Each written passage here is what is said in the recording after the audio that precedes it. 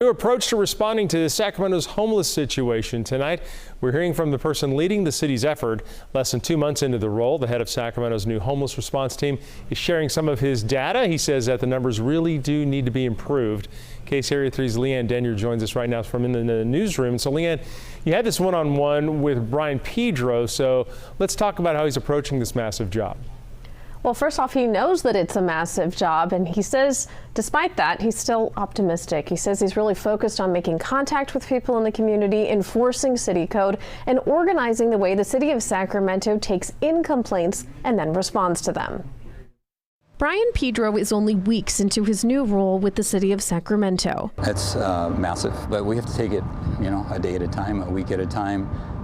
And that's part of the process to look at your, track what you're doing to see if you're effective and adjust as needed. Tracking data about homelessness in the city and understanding what to do with those numbers is at the center of his role. He's working to organize the city's response and execute it in a way that can make real change. I have been working on this thing day and night, to say the least. In August, city leaders announced they would use an incident management style system to support their efforts to improve homelessness in the capital city.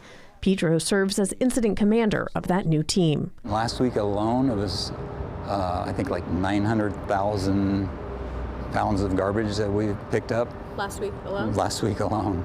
There's just a lot of excessive storage that's out there. On the back end, they're working to improve the city's 311 program and encouraging people to use it to report issues. It was too scattered before, and the calls were coming in from everywhere. This system is organized and structured in a way that hasn't been implemented before. The model uses 311 to help triage problems and in assigning teams to respond.